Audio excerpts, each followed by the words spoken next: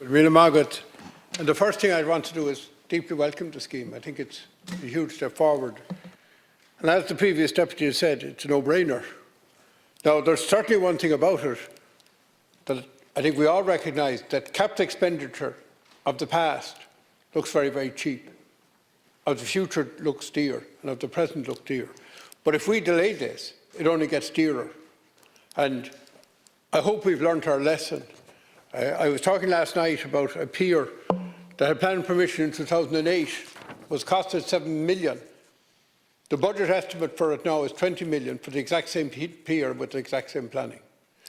So I think that's what I think 14 years, and it's doubled. So let's get on with the job. Now, I welcome the scheme, and I think the targets are laudable. I also particularly welcome the enhanced scheme for those who want to do a limited amount of work. And I think it has to be looked at, do these need to be extended?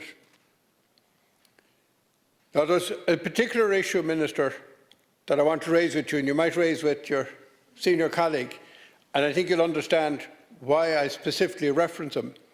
Previously, when he was Minister, when there were schemes in relation to energy, etc., the islands got a higher rate of grant and had higher ceilings, but the cost of doing building work on an island is higher.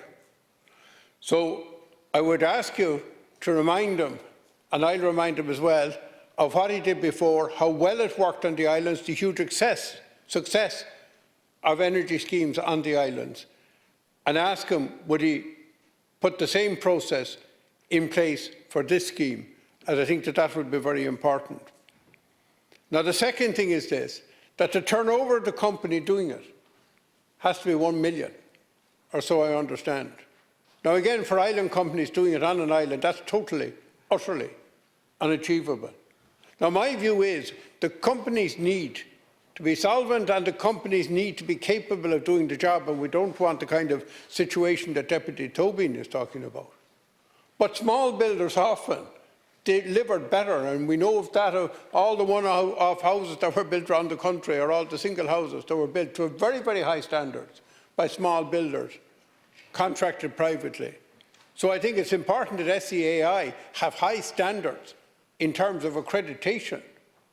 But I don't think, particularly in more dispersed rural areas, and particularly on islands, I don't think turnover is the only measure of that. Because sometimes small is beautiful, and I think it was the Green Party that used to be always preaching that particular gospel. The second thing I would say, and my last point here, is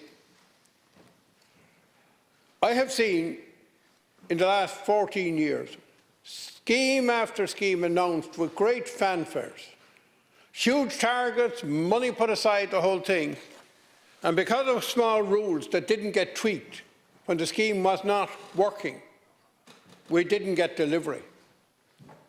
And if there was a problem, instead of tweaking it and just looking at, doing keyhole surgery on it, they had a big, huge review that took a year or two and a few hundred recommendations, and by the time they got around to changing it, there were a lot more of opportunities lost.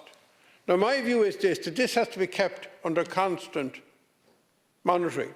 And whatever is holding it up has to be examined and quickly fixed, quickly changed. And if you do that, you will achieve your targets. I have no doubts that there will be problems that will arise. I have no doubts that it will be found that there are small quibble clauses that are making the scheme not attractive. And finally, I do welcome the one-stop shop. I think that will be a big help. But if it's not delivering, change it. Make sure we deliver. It can be done. Good morning.